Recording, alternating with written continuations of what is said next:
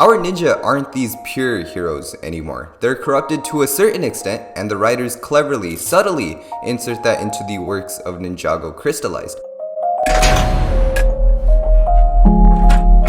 Hi everyone, it's Four Corners, and I'm going to explain to you why this seemingly backward statement is true. On surface level, after all, it's our ninja. Ninjago City might disapprove of them, sometimes send them to jail and all, but we know that deep down, our team had a good reason. But I'm not here to discuss the ninja maybe being corrupted on this shallow scale. I'm here to discuss something a lot deeper, and it takes the new ninja to dig that evil out. So the basic way things go is our ninja are angry and very upset over the fact they're getting replaced, as a group called the new ninja start doing their jobs more efficiently in the absence of the year that none of the ninjas showed up. The anger is justified because the new ninja are a little rude, plus the ninja were already ticked off over Nia's loss. Now this is where the corruption bit comes in. Same scenario, different time. Say the new ninja showed up in the pilots or season 2.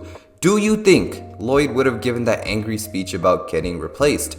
Probably not, because back then the goal was to just save the world. Sure, the ninja did get jealous over others saving the day back then, like Samurai X stealing the show sometimes, but that was played more for comedy. We recruited them to fight darkness, and that was followed by the ninja by heart. They wouldn't care who was saving the world as long as it was saved.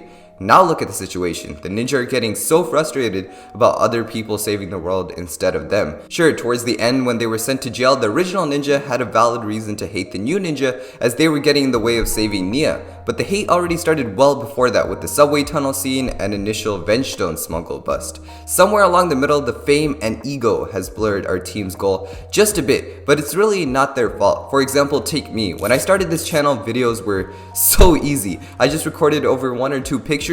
What really mattered was getting my ideas out. Now a video takes incredibly long to take, as I'm not just focusing on getting my opinion on the internet, but to do it in the best visual and entertaining way possible. So even though in my case it's not a bad thing the goal has become corrupted, it's just how things work. And there's so many examples of people in the real world, actors, leaders, etc. They are genuinely good people but eventually lose parts of who they originally were because things get more complicated the bigger you get. There's so many strings attached in the real world to blur that original goal. So the ninja getting corrupted after saving Ninjago so many times is very natural. And you'll see the ninja with generally smaller egos don't have much dialogue showing aggression towards the new ninja situation, like Jay or Cole. It's mainly Lloyd because he was always told he would be the most important, and now that he's getting replaced, he can't tolerate that at all. And Kai, who always just had a big ego. I can't wait for that pep talk where Master Wu sets the ninja straight and reminds him of the real goal, saving Ninjago. He's been kinda passive this season. He's not really forcing the ninja to do anything, even though he doesn't agree with what they're doing sometimes.